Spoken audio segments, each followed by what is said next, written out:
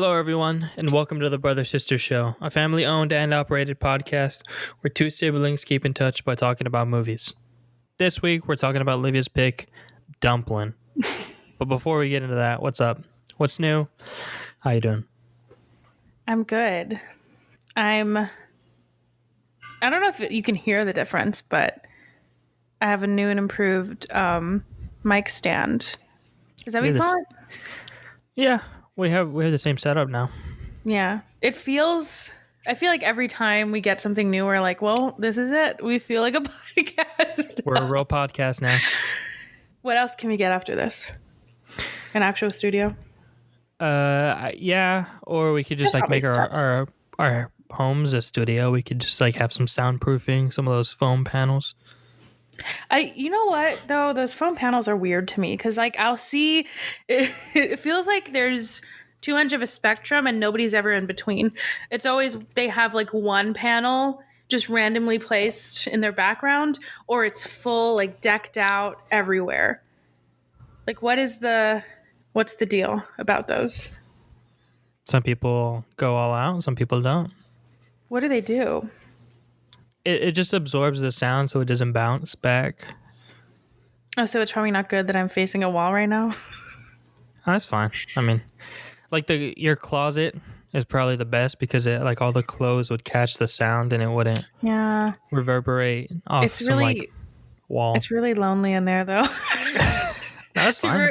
Recording a podcast in a closet is a new low that That's I don't want to go back right to. there. Yeah, it felt like I was doing something dirty. Like I was like, I looked at Ari and I was like, just you won't see me for an hour or two. Mommy's going in their closet.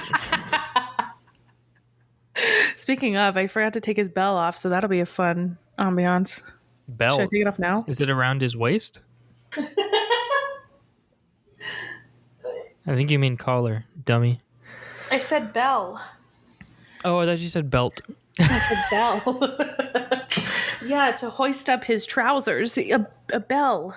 Why would I put a belt on him? I was just as confused and worried. He's a suspenders cat.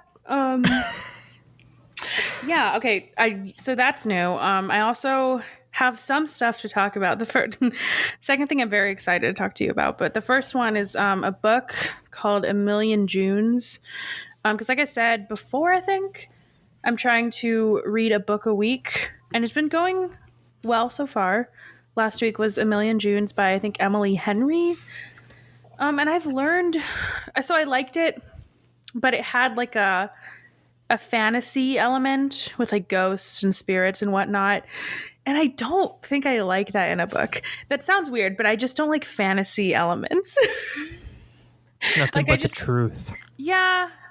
I don't know. But I also don't like nonfiction.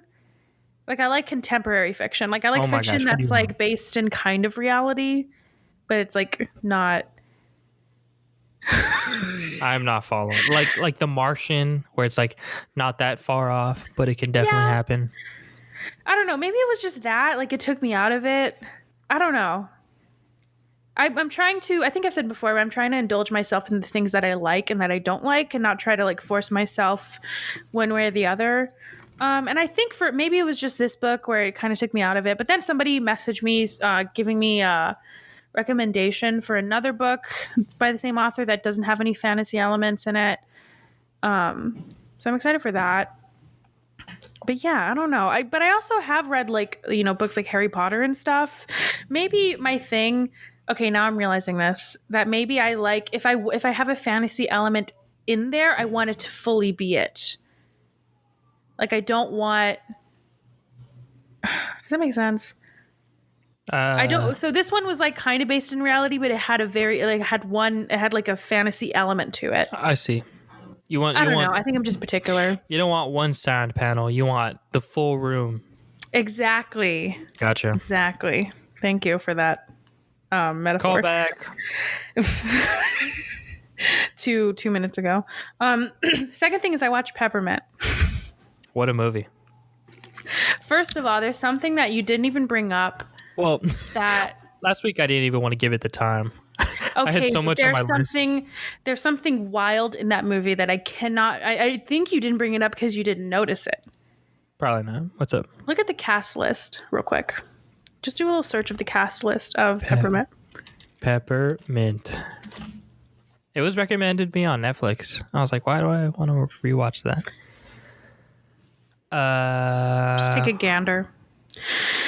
And just to remind the audience at home, Peppermint is a movie that teaches you to be scared of Mexican people.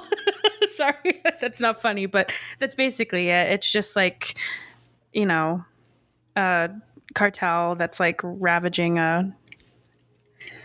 just a family for no reason. It's kind of Who weird. am I trying to see? Let me see.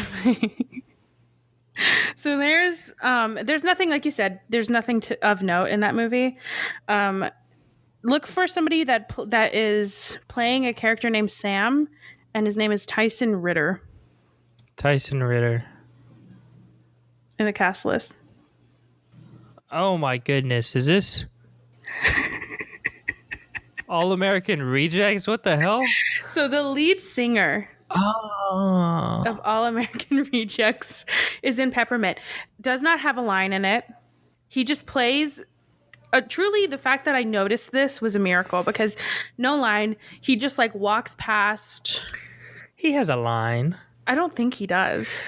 It's like when the detective goes into like where she's living, where the Peppermint lady's living, and she's like, how come no one has stolen anything? And he's like, well, she's saving us. Or she's like, we're not afraid of her. And then I think this guy points to the mural of her, or like the He doesn't stupid say mural. anything though, right? He has to say something, I think. He doesn't. Look it up again. He does not say a word. And he just walked past, and I paused it, and I looked at Sebastian, and I was like, that. I was like, is that who I think it is? And he looked it up, and he was like, yeah. And so throughout the whole movie, like I said, while the movie keeps teaching us about that the only thing Mexicans are good for is being cartel members that are covered with tattoos, and their only weakness is Jennifer Garner. Also, they didn't even. So she's just like she works at a bank, I think they said. Did I miss that she had some sort of background in like being a Navy SEAL or something? Like, why is she so good at this stuff? And Sebastian was like, well, I think she trained for years, right? 5 But years. did they show us that? Oh, Yeah. They just said that? Mm-hmm. Yeah, the detective, the FBI agent, was like giving a background on people that they thought who was whatever her name was, Peppermint Lady. She was like in freaking, I don't know, like in Southeast Asia, in like a backyard fighting ring, and you can see her like getting beat up. Oh, I didn't catch any of that. Well, yeah. The only things that like, I don't know, Sebastian and I were just so like, we were like, God, we fucking hate this movie. Yeah, it's Like, oh my God, okay. I've said this before, but this, like I said, we don't need any more. If we're going to have a cartel movie, let it be Sicario or let it be nothing. Like, don't let it exist. But so the first time they show, like, I was like, you know what? Maybe this movie is not as bad as I think it is. I knew it was going to be, but I was like, let's just watch it and see. And then the first shot they had of somebody that was not in this white family, that was like the guy that was watching them, the cartel member that was watching them from like his car. He was in a white tank top and had like a gold chain. And I was like, are you fucking kidding me? That is like the fact that, I don't know, that hit the nail on the head of why this movie was so wrong to me. The first time we see somebody that is of the cartel, God, that's a wife rich. beater. Yeah. And I told Sebastian, how many people, and even in San Antonio, you know, like how many people just walk around like that, just sit in a car like that?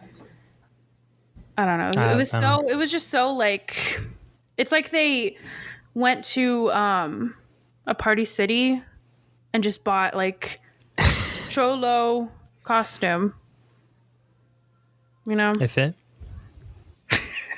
And then, oh my god! Sorry, I know I said we don't want to talk about this movie, but and then the fight scene in the pinata store. Oh my god! Are you kidding me? The one thing they did get, I told I Sebastian, forgot one thing they about did that. get right about the one thing they got right about. I mean, I don't. I think I'm assuming this is in California, right? So it's totally different from San Antonio. But the one thing that I did like in the movie was that when she went into the pinata store, that it was like I was like, yeah, there's like no lighting. Like every time you go into one of those stores, there's no lights on. Mm-hmm. It's they just Spot on. like yeah, they rely on the sunlight to just keep the whole place lit. But there's nobody that you can see that can help you with any questions.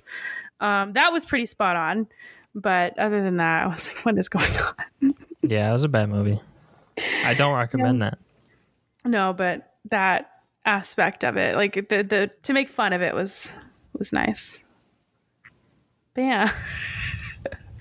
What have you been watching? Well, Kayla and I have been watching. I've been just watching clips as always. Mm-hmm. More on that later. We watched Infinity War and Endgame. I don't know why. It's just Oh, kind of Sebastian, I felt did like that watching those. a couple of weeks ago where I was like, let's just watch, or we watched both of the. Wait, is that what you're saying? The The last two two? last ones? Oh, okay, yeah, that's what we did. Yeah, we watched those. It was a good I don't know, just something to watch on the weekend. I don't know why. It just felt so right. And then we've been watching a show called One Tree Hill. I don't know if you've ever seen it. It's like an older show. I've never seen it, but I've heard of it. It's I hope it wasn't the This Is Us at the time because it's bad. But it's good, but it's bad. Like so much has happened in the second season. It just like really went off the rails, and everyone's so dramatic for legitimately no reason. Like This Is Us, I'll give them it sometimes, but this is just like these are not real people. These would never be real people whatsoever. But I'm kind of The invested. equivalent is not This Is Us. I don't know what it would be, but it's not.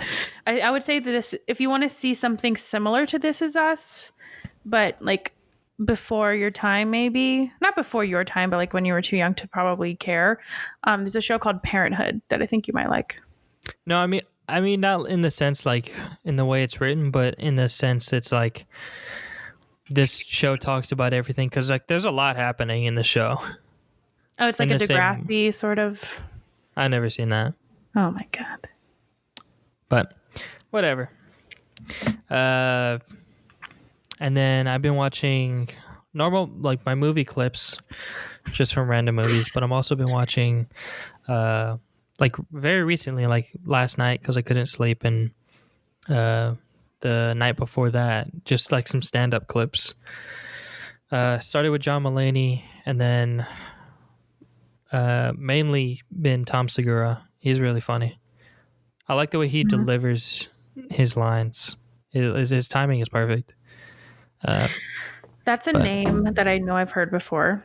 And I feel like I know who that is. But every time I hear that name, I'm searching for that face. I have no idea. Oh, is it the guy that Emily was talking about? Where she Yeah. sent Mark Wahlberg? Okay. Yeah, where Larry David's like, my wall. And then Tom Segura is like, yep, yeah, you got it. Okay, yeah, I know that is. But yeah, that's pretty much it as far as what I've been consuming other than like Twitch stuff. Watching a lot of small streamers. So that's been fun. But other than that, there's some big news. There's a lot of news. Disney. There's some controversy. I don't know if this is like a real thing, but everything happened on the same day. Like the Game Awards, and Disney was like, let's just announce everything. Well, they had their Investors Day. Yeah. So, shit ton of Star Wars stuff coming out. Like the Bad Batch. There's gonna be a new Star Wars film, Rogue Squadron. Bad Batch is gonna be a show on Disney Plus.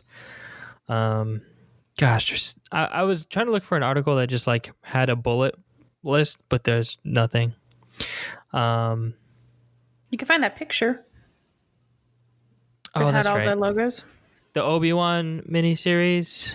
There's gonna be a Lando Calrissian one where Donald Glover's gonna return. What else we got? Oh, we have Loki.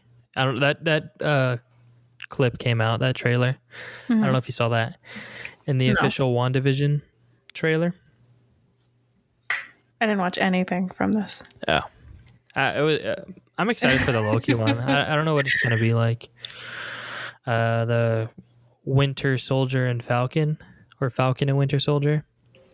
That they came out with a trailer for that one too. That one looks Winter whatever. Soldier Falcon. What the fuck is that? Falcon and the Winter Soldier. Oh, So Falcon like Anthony Mackie. yeah. Is that Anthony Mackie? Yeah. That's the only thing that I really care about. I don't really. There's some other Star Wars stuff I'm not too familiar with that's coming out. But What did they cancel? That's what I want to know. I don't know. Sorry, go on. Fantastic Four was announced. There's going to make it a movie. Another Fantastic Four movie. They just released a logo. Is there any casting or anything? Or are they just... Oh, wait. Is that the one where they just know who's directing it? Yeah. I don't know the name of the dude. It's Tom something. I think. Segura? Tom Segura. Maybe it isn't Tom. Are these all going to be streaming on... These are not all Disney Plus shit, right? Every show I think is going to be a Disney Plus thingy majig. That must be why I don't know about this, because I get all of my streaming service news from Christopher Nolan, and he hasn't said a word. He is strangely quiet. Maybe that's what's pissing him off. They have all these shows, and nobody wanted to call him and ask if he wanted to direct or even produce, even get a writing credit. Nothing. He's just pouting. Just too busy trying to push Tenet. God, he pushed that thing in the fucking ground. Yeah. You know what we should do? We should listen to the clip of I feel like we did, ironically, at the beginning of the year, talk about what we're excited for. Do you remember that? Mm-hmm. And I want to hear that again and react to it and be like, wow. Because I'm sure we were I'm sure the biggest thing was Tenet. We're yeah, I'm so excited. And now I'm God, if I hear about Tenet one more fucking time, I'm going to lose my mind. I'd have to find it. I don't know how much has changed in 1 year is so funny. I don't know how I'd play it to where this would record it, but I don't know, but that'd just be interesting to hear that. Maybe probably sad. Well, you could edit it in somehow, or we listen to a part of it and then pause it and talk about it. Yeah, I just gotta find it. Maybe we could do that for end of the year, but I don't know. We'll see. That'd be or really for funny. The first episode of the year, and just no expectations going to 2021. Yeah, just none. Movies are gonna happen, and we're gonna see them. That's all. That's all we need to know. God, I really want to. Now we need to do that. I really want to hear what my dumb ass was thinking. I'm so excited for Tenet. I'm going to see Tenet this year. That's how we're going to sound. Oh, man. That's hilarious. That's all I really got. I think I don't know his name. Charlie Cox. Is that Charlie Cox? Daredevil, the TV show version is confirmed, I think, for the new Spider-Man movie. So. Wait, what? That's what's up. The guy who plays Daredevil. The actor. Oh, okay. My bad. I thought you were trying to say that the show was confirmed, and I was was it canceled 2 years ago? Let's not talk about it. Sad. Sorry, I do want to harken back to the whole movie thing or Tenet, but that that would be so funny. The difference between last year and this year is like last year we were hopeful about movies, and then this year I'm like, if I could step foot into a movie theater, I would be happy. Please, God. If I could just like sit in a movie theater seat just by October of next year, then You could probably buy one. fine. Maybe. Sorry, that's all I wanted to say. But yeah, Daredevil, good. I don't know. Yeah, I don't know. That's all I got. All right, let's hit the break.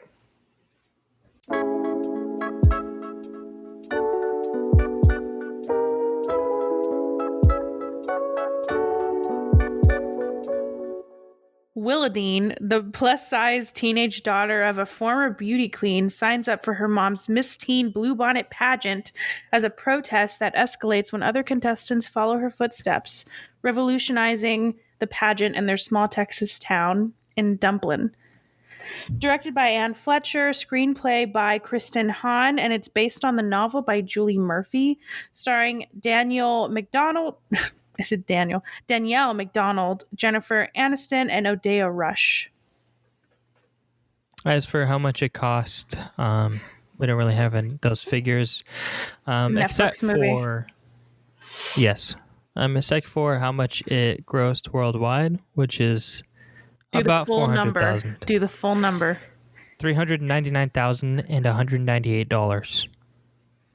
There you Try go. me. Put it in Roman numerals. Maybe I'll do it. numerals. How Let's about move you on. say Roman numerals? Yeah. Don't come at me. Put it in Roman numerals. We'll see how it is. I couldn't even if I tried. And critics, well, they gave it a 6.6 out of 10 on IMDb, 85% on Rotten Tomatoes, and 53% on Metacritic. So do with that what you will. Do we say that every time? It's kind of all over the place. All right. So I don't know if I said this the last time, but I was excited to talk about this movie for a lot of reasons. I mean, for one, I like it. Spoiler alert, but I like it a lot. But also, I'm excited to kind of talk about an aspect of my life through this movie that I've never really talked about, at least on the podcast. And I'm kind of like learning more about it recently. And it's being a current fat woman, but also like growing up as a fat teenage girl. And just spoiler alert, it's not fucking fun. It's the worst. But movies like this, I think, help a little bit to understand and to help other people understand. Hopefully you learned something, Anthony. Did you learn anything? Watching the movie? Yeah, just by seeing another point of view. Oh, yeah, definitely. I could definitely, after watching it, like appreciate the movie as an entirety. Like just the fact that it is out there and people can watch it and kind of gain a perspective. And the book too. I didn't realize it was a book. Me neither, but that's awesome. All right, let's get into it. So we first meet Aunt Lucy, and she's basically the woman that raised Willadine, our main character, which I call her Will throughout because I'm not going to say Willadine the whole time. And Willadine. She acts like her mother by teaching her manners, saying yes or no, sir, all that stuff. Which I don't know. I wonder if that's like a Texas thing because this is set in Texas, and I've been taught that too. And then sometimes I'll hear people where they're like, "Oh, I was just called ma'am," and I was like, I always am like, well, then they say it as like a bad thing because that means that they're old, and I was like, oh, like I say no, ma'am, yes, ma'am, all the time, no matter who it is, without a doubt. So I wonder if that's a Texas thing. If we have any Southern hospitality, maybe if we have any non-Texan listeners, please let me know because I say it all the time. Yes or no, sir. Yes, ma'am. No, ma'am. So she taught her manners, and she also taught her how to pay people no mind. So they had like a little scene of people just yelling at Willadine because when she was younger, she was also big. It was rough. It was like pig. That was hard. That's fucked up. I've never had anything like that. Like the stuff that's very like pointed and like just yelling. That's never happened to me. So I don't know. The fact that her aunt was very quickly to be like, fuck them. Who cares what they say? Was really cool. And then we also meet her best friend Ellen, who shares her love for Dolly Parton even in present day. So we meet them when they're younger, and then now we're at present day. And we quickly learn that Lucy recently died. And we also learn that Willadine's mom, Lucy's sister, is a famous ex beauty queen and played by Jennifer Aniston. Yeah. I just want to say Lucy is killed very fast. Yeah, Like- we don't. She has like 10 minutes, we gave a scene of her being nice. I mean, like, not she's... even 10. I would say 5. Really? Yeah, I think it was pretty. I just quick. remember Willadine or Will is like the thing, or what did she say? She's like, Elle was brought in my life by Dolly Parton mainly because yeah. what was it? Well, she said something weird. She said like, Lucy taught me a lot of things, but one thing she didn't teach me was how to live without her. And then they faded her out. Yeah, I faded her out. I was like, what? Because she's dead. What? Like, that's what I was expecting. Is like, because she's dead now. Moving on. Like, and now to the next thing. Just so fast. Yeah, and I also didn't realize that she had died. I think I didn't realize till this time, but she died pretty recently. Yeah. Like 6 months or something like that. The thing I do like is that they never, I don't think it's a spoiler, but they never say why. Yeah, I was curious. Because I feel like with people, especially with fat people, people are like always quick to judge their health. So I like that they didn't tell us, because then you can kind of self-examine yourself and be like, well, maybe it wasn't because she's fat. Like that has nothing to do with it, you know? But fat people don't get that luxury to like just have any other health problems. It always has to do with their fatness, but we'll get it back to that later. Well, actually, an interesting thing that I like this movie for a lot of reasons. One thing I really love is that this movie depicts really well that being fat doesn't exclude you from being an asshole or from being fat phobic. And they show this by Willadine, who is talking shit about Millie, a girl that we meet later, but she's also a fat woman, because she thinks there's this weird thing where like some bigger women feel like being fat means that you can't laugh or have a good time. So Willadine is like judging Millie like really heavily for laughing, like not really letting anything get to her visibly. And this happens like all the time. I see it all the time. And I don't blame Will, because when you're miserable, especially about how you look, and you see somebody similar to how you look, or like that has the same kind of features that you do, but they're not miserable like you are, then you get really angry about that. You know, like you're like, well, I feel this way, so should you. Like, it's not fair that you like yourself and I don't. So it's kind of hard to like be mad at Will when the world has like taught her that she shouldn't like how she looks. So she's just going apart. She's playing the part that people want her to play, you know? Yeah. But she does realize later that that only has to do with her. It has nothing to do with Millie, which is nice. And so they sprinkle in a lot of good moments of us showing Will's relationship with her mother. The first thing I really like, and I mean good moments as in like I like them, not as in they're good moments. And one of them that I pointed out was that we first see her like her mom's beauty queenness whenever she has to go to an event and she has to like put on the whole like get up and whatnot. And her mom's job in this is to give an award, or to give the winning like pageant queen her like crown or whatever. I don't know how these things go. Sash. Yeah, and so they show a glimpse of Willadine looking at her mom give that award, and she can see how like visibly proud she is of that girl that she doesn't know anything about, and she just looks very longingly at her and you can already tell like no dialogue, just how the music is, how it's kind of slow motion, just how much she wants to be that girl. Not because she wants to look like that girl, but because she just wants to have her mom's like affection and approval. Which is really sad. This scene hurt. I know. And it's like not even a minute. It's so quick. Yeah, very quick. But you can just tell in her face. It's just like, Mom, love me. Yeah, exactly. And then between this, We also get one of my favorite aspects of this movie is the cute love story between Will and Bo, is the guy that she works with. And because I really love that he gives her, I think the first time we meet him, or maybe the second time, he leaves her a gift in her locker. It's an 8-ball that comes back throughout the movie. Yeah, and I really like it, but I remember when I've seen this movie like 3 times, but I remember the first time I watched it, I was like, this is cute. And I think this movie is about her, so it was obvious to me that that's how the plot was going, is that he was going to like her. But I also knew how I don't know if you saw this coming, but I knew exactly how she was going to react whenever she started to like get closer to that love story, like actually coming to fruition. I knew she was going to reject it instantly because she wouldn't trust his feelings for her. Right. But yeah, so that was kind of sad. At least for me, I was like, well, I know where this is going to go. And then we get a scene about them going through Lucy's things. Like we said, she recently died, so they're kind of having trouble letting go of things.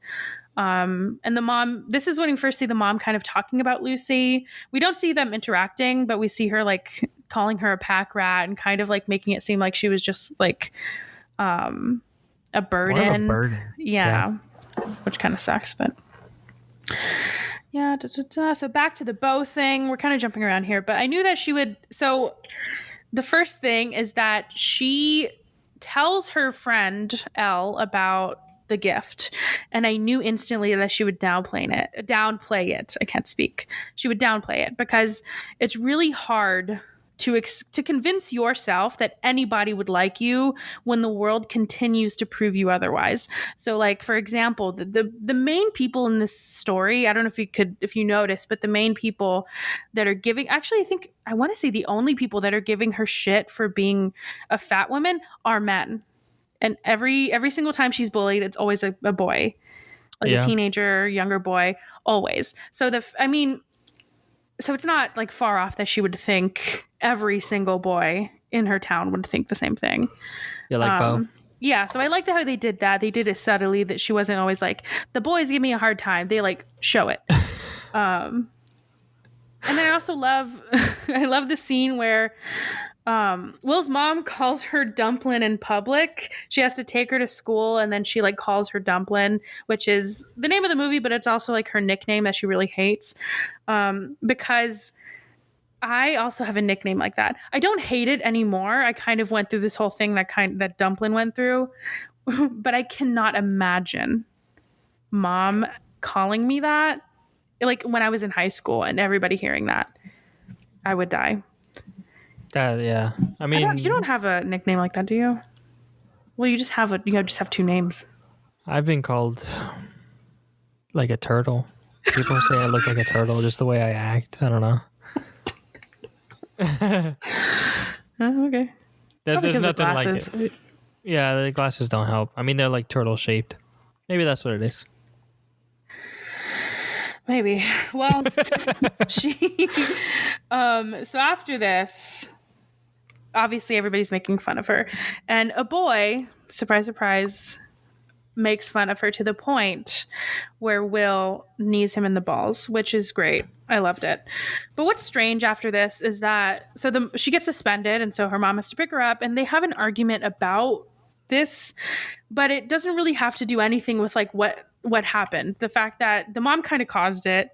I mean, I guess she has a reason to be mad at Will because, she hit somebody, but she brings up the fact that like being fat is harder.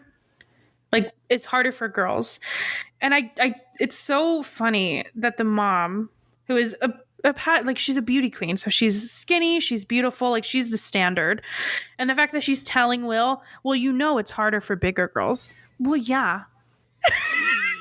But like my question to the mom after that would be, it's hard. Yes, it's harder for us. Who makes it harder? Because it's not us.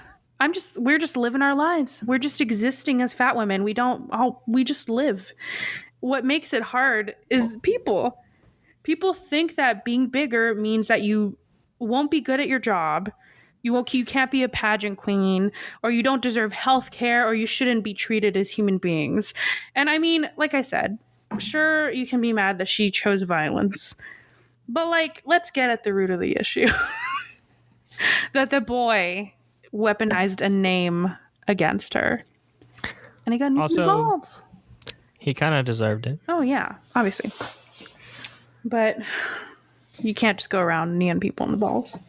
No, that would hurt a lot. And then after this, Will learns that Lucy almost applied to the pageant that her mom runs. And this is how she decides that she wants to sign up for the pageant. But I didn't realize until the viewing it this time that she instantly assigned. So Will was like, well, Lucy didn't want to do it, obviously, because she didn't think people would accept her.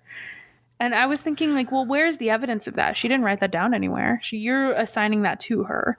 So it's like also the evidence of like Will, like her self-hatred kind of reflecting in the way that she views other fat women. So I just love the way they do that. Because it points it out to myself too. And another thing I love is that they're showing the girls like staring at her as she walks through the like auditorium. And it looks... So I don't know how you felt about that. If you were like, okay, that's kind of like, that's a little much. But that kind of is real. Like when you have the audacity to like dress a certain way when you're a certain size, then you do get certain like stares and stuff, which is kind of interesting. It's kind of like, I called it a you dare to dress like that look, or you dare to be here look kind of thing. And it happens sometimes, especially with high school girls. Yeah. And I also, and then we meet... Or we learn more about Millie, and she's more in the movie, which is probably she's my favorite character in the whole movie. She's fucking hilarious. And she says one of my favorite lines in this entire movie. Because Willie Dean's like, she said, Willie Dean told her, I'm not the Joan of Arc of fat people or something like that. Where she was like, this is a protest. I don't want you to like get, I think she's basically like, I don't want you to get hurt kind of thing. Because she's really excited. And she's like, it's not a good idea. And then Millie says, all of my favorite things start off as bad ideas. Yeah, her character's really funny. Which, I mean, true. This podcast? No, I'm kidding. Yeah. Bad idea. And then we also meet Hannah, who is another like outcast, I guess we'll call them, who decides to join as well. And she's like emo, so that's like the opposite of pageant queen-ish, whatever. She just wants to join the cause. So they all sort of start an alliance. Millie continues to be amazing. They have this little meeting at a diner, and she brings personalized folders. And one thing I didn't notice until this time was that I thought she just like gave them notes, but they're like personalized by like not binders, folders, where she gives them specific colors, and she like was like mapping out what their talent should be. Like she did research on them, and she's so sweet. I fucking love her. She's the best. I didn't know that. All that. Huh? I didn't know she went through all of that and did that. That's so funny. There's a lot of things in this movie that they kind of like, you have to pay attention to, or they're kind of like an aside. Like it's like a throwaway line. But whenever Elle is sitting with her and she was like, well, we can't use these folders, but like, I want you to show them to me. And she was like, okay, well, I thought for your talent, I put a couple of options that you could do. And I was like, oh. And when she said, and I made yours yellow because you remind me of sunshine. Yeah. Also, the accents in this movie are amazing. So me and you, I don't know if do College Station, do they have a lot of accents over there? Sometimes. Well, it's a college town though, so it's not like a lot of locals. No, yeah, not really. All right. So meanwhile, Beau invites Will to see a meteor shower, and I like this moment of him waiting for her while she's walking to his truck, because you can see he's visibly nervous. Mm-hmm. And I thought there's a lot of good like acting choices, and I thought that was a really good one where he's not just like sitting there like a robot. He's like actually nervous. And I also thought like everything is just so awkward about it, because like especially like I don't know, especially when you're dating somebody that's like a different body type than you, the fact that he was on a truck and he was like, yeah, come on the truck, I would have been like, are you fucking kidding me? You want me to just step up on a truck? But I think you put a little step there. But either way, I was not having that. I would have been like, no, you come down here. I'm not getting up on the fucking truck.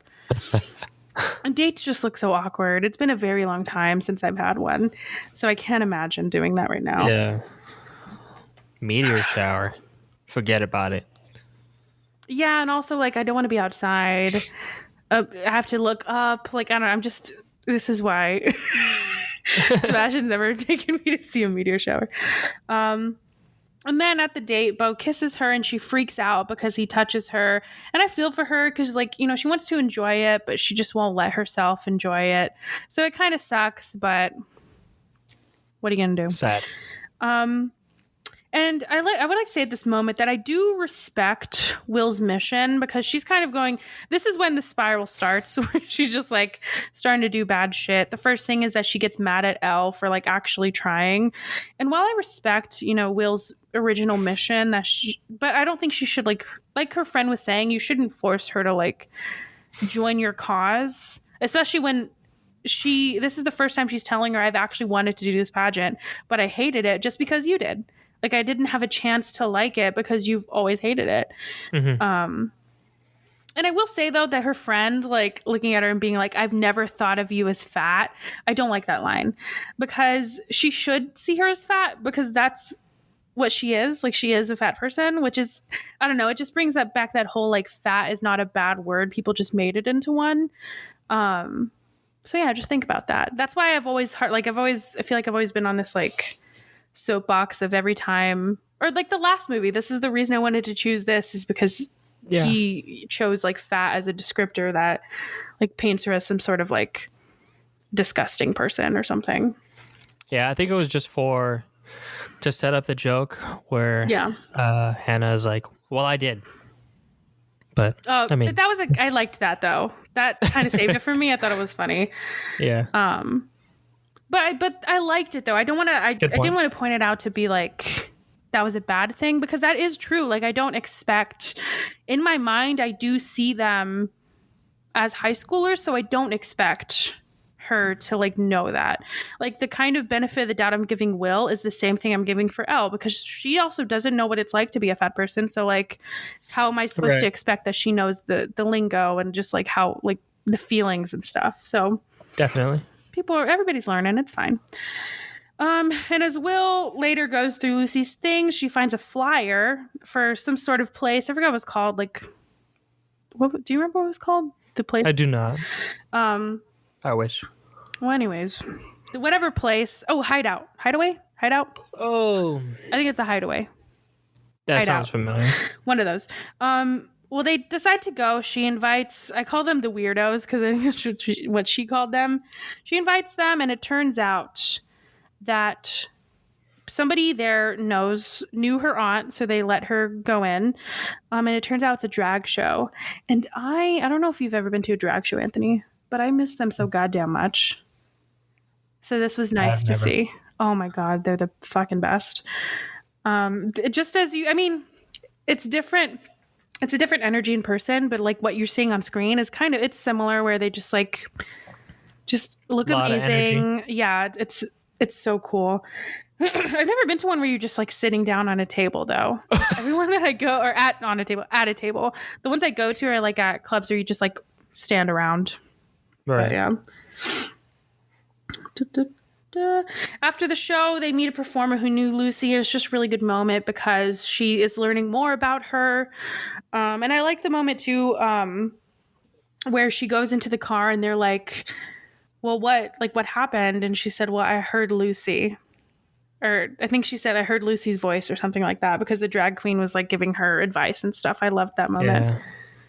And then we see them show us their talents. And I wanted to ask you, Anthony, if you were in a beauty pageant, what would your talent be? I knew this was coming. Mm-hmm. If you weren't going to ask it, then I was going to ask you. Mm-hmm. So Kayla gives me a lot of shit for this, and I honestly forgot that I did this as a kid. But I don't know if you remember this. But I used to be a part of, I don't know how I used to be part of a dribble team. I don't know how to just bring this up. I forgot about that. I don't know how to bring this up. I'll just get straight to it. We dribbled a ball to music like choreographed dribbling basketball Oh, to music. Cupid Shuffle. I really don't remember any other songs, but like, there was this Batman one, wasn't there?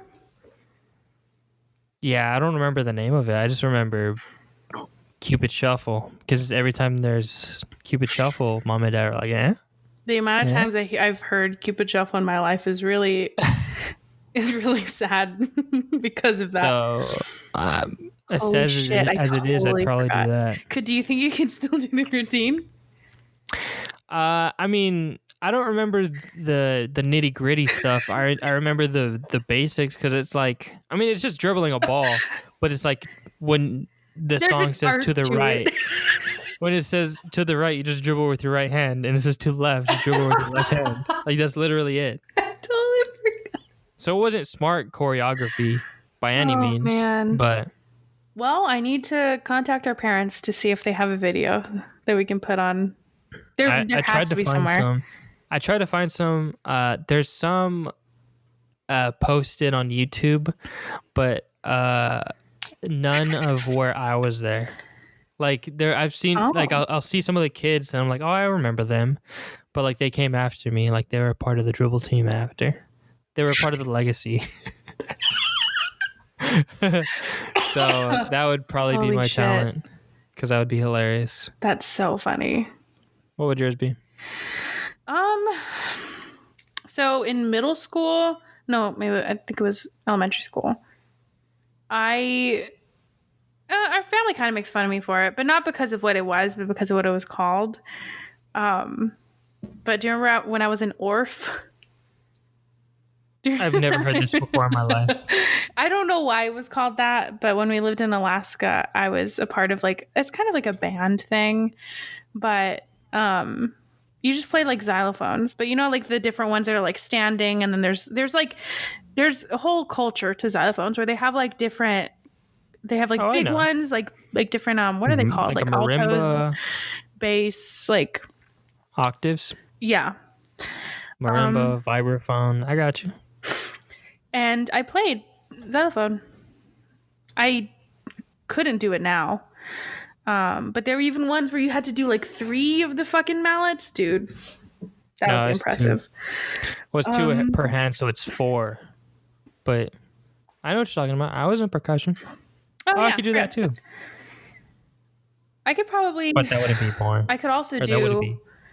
I was in a talent show before, where I did the cup song before it was like. Do you remember that? But it wasn't. But it was a long time ago. Take it for the long way. But not the song. Like we just did that like beat that she does. The way she does just it. Silent? The way that she does the like cup thing, that's been a thing for like years. Yeah. Yeah, and so we did that on drums, and we it was a whole production. I don't know if there's probably not videos of it anywhere, but we had the cups on drums, and then we had is it called a black light that illuminates certain colors, and we had white gloves on. Oh, and the cups were white. Gosh. I know. So that it could be that. So you guys were Blue Man Group, kind of? I think so. There's some things in my memory where I'm I don't know if I made that up or if it's true, but I'm pretty sure that's true. I wish I made a dribble team. I wish I made that up. I totally forgot about that. And that's so what funny. It was called. It was called Dribble Team. Dribble Team. So, it wasn't smart or anything. Nope, just Dribble Team. What'd you do? Dribble. Dribble? We're a team. Dribble, we're a team. God, it's so funny. Well, I'm glad we discussed this. So back to the movie. So we can see that Will is about to break. She's at her breaking point. It happens at work. And it's kind of that moment where when you're about to you're having an emotional moment. And somebody's you're kind of holding it together. You're it's going to be okay. I'm going to be fine. And then somebody asks, "Are you okay?" And then you lose it. That's what happens. Yeah. And Bo tells her that he likes her, and she responds with "Why?" Which valid. But she's being an asshole. Like I said, I do like that this movie lets her be an asshole throughout it. Yeah. But I do get it because it is kind of infuriating, and that's what she's trying to say. It makes her angry that she's what are you missing? Like, do you not see me?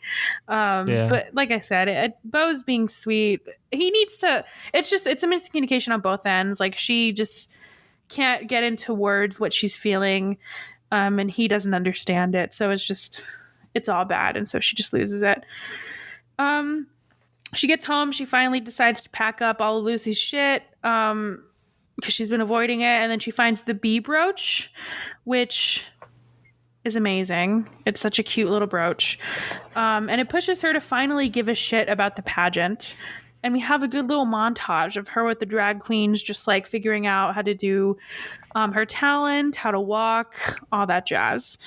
And a fun fact, I don't know if you caught this, it's a very small like part of this montage, but the scene with Will and Candy Dish, which is the drag queen's name, where Will like tears the scarf that she's using for the magic trick, that was real. The actress actually did tear that like part of the magic trick.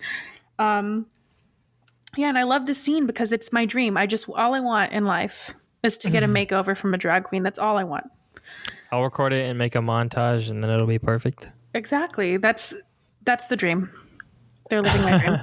And then we see the preliminaries where Will and Ellen make up. And I guess the preliminaries is just like a dress rehearsal. I don't know.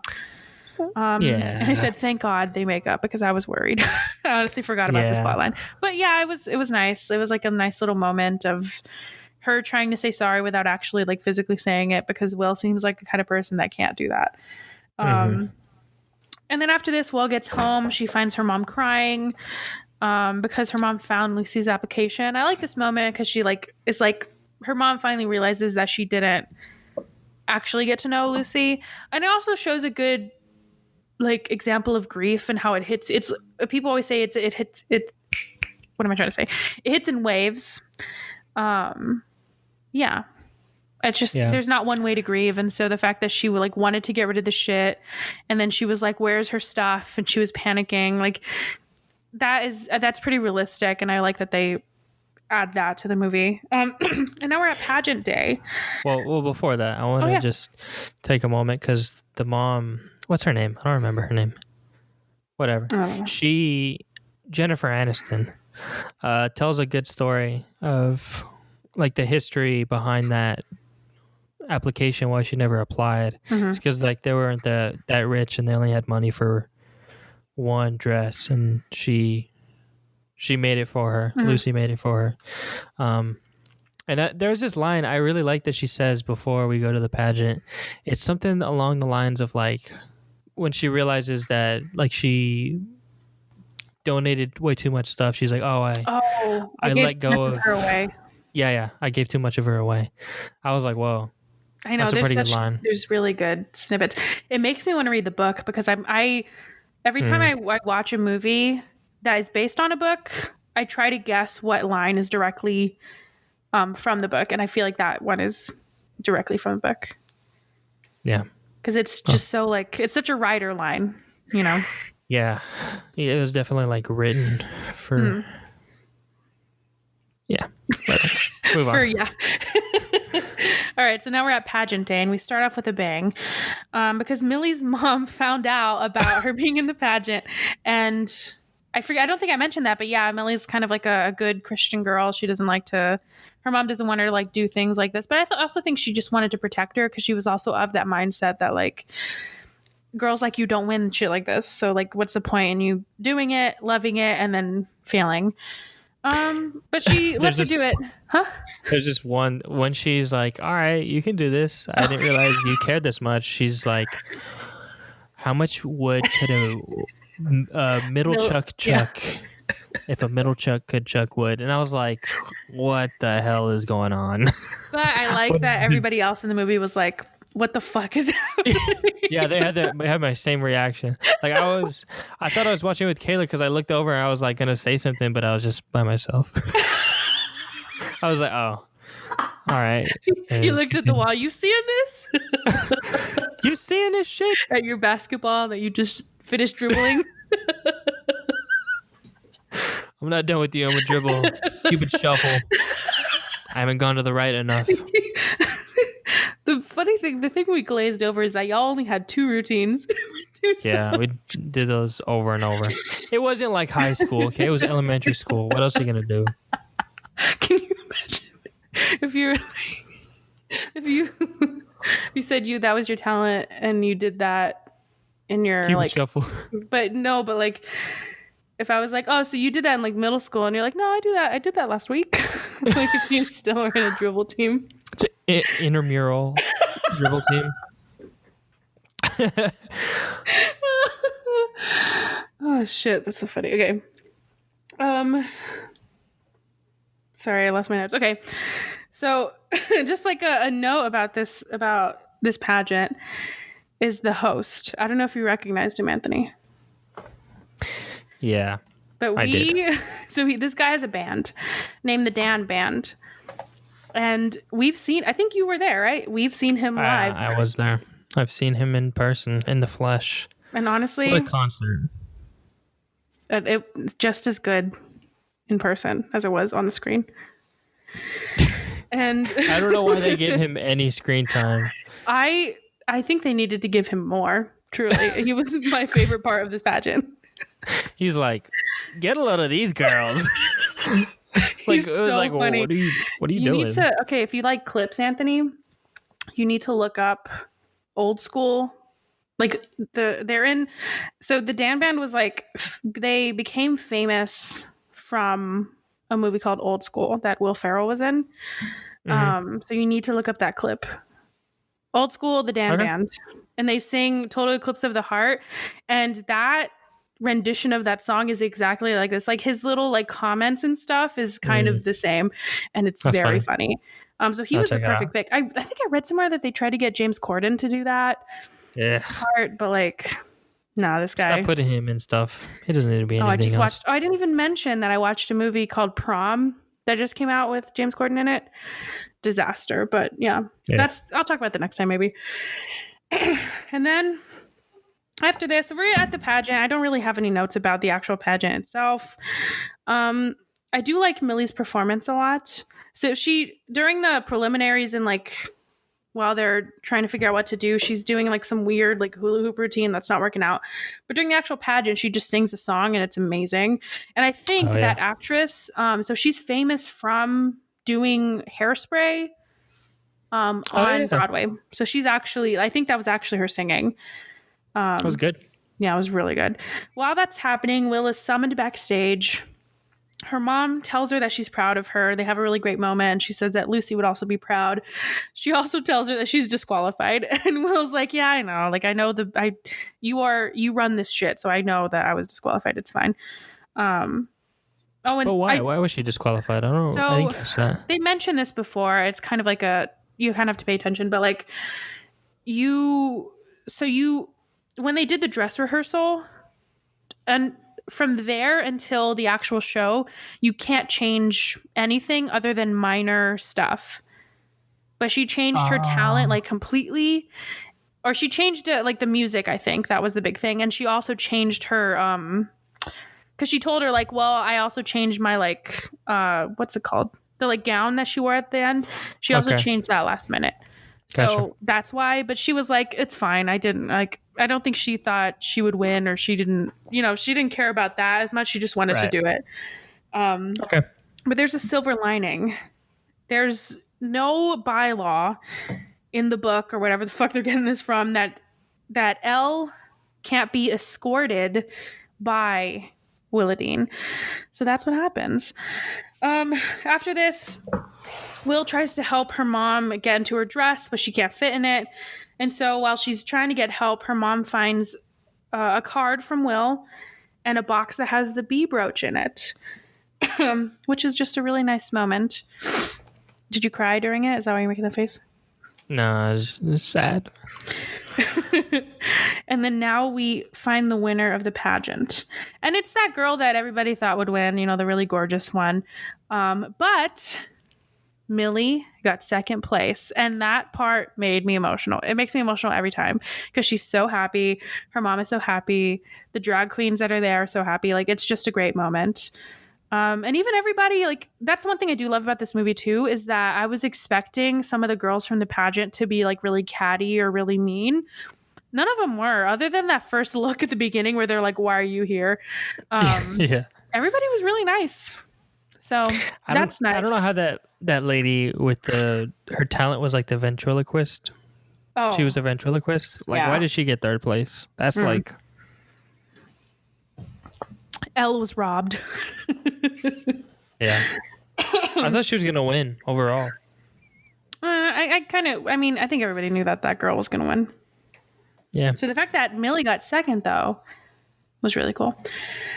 And so we need to also talk about something I'm sure I don't know if you noticed, but with pageants, what usually happens is, I don't know if this still happens, but the host will like sing. So like the Dan band guy sings. This guy sang when the girl won, and some of the lines that he said and that he sang was so fucking funny. And if you didn't catch these, Anthony, you need to listen again because it's so goddamn funny. I think, yeah, you go. So he started singing. He was like, "Here we go," and then he said, "Thank you," instantly. Like he paused and he was like, "Thank you, thank you." Yeah, I caught that. And nobody was clapping. So that was the first thing. The second thing he's saying is, "She beat them all. Sorry, ladies. Maybe next year." The last thing he said that made me cry laughing. I had to pause it. I was laughing so hard. "You all wish you were her." Can you imagine? They need to do this. I don't know why this is not done in every single competition. You know those competitions that you do for like coding or I don't know, whatever you do? Can you imagine if there was a host that sang? That'd be so There awkward. he is. Thank you. Thank you. That would be hilarious. Oh man. Yeah, and I just need a full version of that song on Spotify right now. It'd be 45 minutes long. It was also something I'm excited for mom and dad to text me after this because I hope to God they caught this too. It was something that I feel like they would love and that they would like constantly sing. At least dad would constantly sing this in the house. Yeah. You wish you were her. Oh man. Okay. After this, Will is long gone while this guy is singing, but she goes to get her man. And it's a great ending. They kiss, they make up, and then they end up at, like, during the credits, they have a nice little scene back at the hideout, whatever it was called. And a fun fact about the scene is that Julie Murphy, who is the author of Dumplin, she made a cameo at the end of the movie. She was sitting at one of the tables and like dancing. Yeah. It's kind of like a blink and you miss it kind of thing, but that was cool. And so another fun fact I want to end this discussion on. Let's do this and then we'll talk about our final thoughts. So Julie Murphy, who, like I said, is the author, was allowed to keep Rosie's beauty pageant sash and Will's name tag from Harpies. So she was able to keep some props. And I want to pitch this to you as a recurring question where every single movie, we ask, what prop would you steal from this movie? Because we should definitely do that. Some background for that is that if you know something about Anthony, and me too, is that he loves free shit. So I can't imagine you being in a movie, being on a movie set and not taking something. I would definitely steal something. So what would you steal? Why do you think I would 100% take the beat brooch? Oh, I was going to say that too. But to change it up, I guess. I'd take the car at the beginning that Lucy drives. There. How would you take that though? Or the one that she uses during her Willowdene uses in her magic show. Or the A-ball? No, the puppet. I would take the puppet. Oh, yeah, that's a good one. I'd take the puppet. That's a good question. It's one I haven't heard of. I mean, I've heard people ask that, but like, at least I want to ask it for every single movie. So We right should now, do let's that. go through all the movies. No, I'm kidding. All right, Stuber. I'd take the glasses that he uses. I take the phone. It wouldn't have any of the graphics on it because they all. Oh no, it's I all want them CGI. preloaded. Dumb. Creep. I want Mark Duplass. I want him to. I want the mask. I want the wolf doll that he. Oh wait, for the second one or the first one? Let's not do this. This is gonna be perfect. Okay, so what do you think about the movie? Because I said I loved it. It was a great time. What do you think? I liked it. I don't know how I feel about you pitching it as a rom-com. I feel like it was like Bo had a screen time of like 10 minutes, 15 minutes tops. Okay. So, but I was telling that to Kayla and she was like, well, it's not really about Bo or whatever. Did I say it was a rom-com? You did say it was a rom-com. But that's besides the point, I guess. I had a fun time watching it. Like some parts just made me roll my eyes, but I feel like that's just with like adaptations. Like the woodchuck thing just made me was like, why? I think it didn't hit the way they wanted it to. Yeah. But it was a good time. Had fun watching it. Yeah. That's all I really got to say. All right. So I have a couple of fun facts. I sectioned some of them off. So first, let's talk about the music. First things first, Jennifer Aniston, who produced the film, used a number of Dolly Parton's classic songs on the soundtrack since the main character, Willadine, is a huge Dolly Parton fan. Aniston also got Parton to write some new songs for the film, including the theme song. Oh. Daniel McDonald, who plays Dumplin, and Jennifer Aniston, who plays her mom, recorded the song Push and Pull with Dolly Parton for the movie. Aniston said she got really emotional after they finished singing the song because it was a, quote, childhood dream come true. Oh. Also, I mean, I should have wrote more about this, but Dolly Parton, she's a fucking legend. She, I mean, not only, there's a couple things she did in this movie, but she fucking, like, funded one of the vaccines. I don't even mention that. But yeah, sorry, what were you going to say? Oh, it was not nearly as important, but did you see Melissa Villaseñor on SNL played Dolly Parton? No. This past Saturday? Or Was it good? Yeah, Saturday. I didn't see any of the sketches, but like she was a pretty good Dolly Parton, like just aesthetically. I wonder. Like it was just funny. I like the moment. I didn't even write it down, but the moment in during the drag show when one of the queens said that, like, one of Dolly's quotes is that if she wasn't born a woman, she would have been a drag queen or something like that. I feel like it's Dolly Parton. I might be putting this on somebody else, but I feel like there's a story where she entered into a drag contest and she lost. Oh. Is that Dolly Parton? Like that. It's something like that happened, and it might have been her. And if so, that's fucking hilarious. All right, so let's talk about Dolly the legend. So during an interview, Julie Murphy admitted that Jennifer Aniston mistook one of the Dolly queens for Dolly Parton herself. That's funny. And then Dolly Parton already owned a copy of the book Dumplin before her manager even told her it was going to be a movie. So that's cool. Good for her. And just a quick little fun fact that I found myself is that the movie was filmed almost entirely in Georgia. And funny enough, there's a really important Senate race happening in Georgia as we speak. I think early voting is starting now. A state that has been hit by a lot of shady and illegal voter suppression. So to help bring free and fair elections to Georgia, head to fairfight.com. Just a little plug. And lastly, the film is based on a 2015 young adult novel of the same name by Julie Murphy. There is a second book in the series called Puddin', and it follows the supporting characters of Dumplin. So if you want to know more about what's happening with the characters, you don't have to guess. You can read the book. Nice.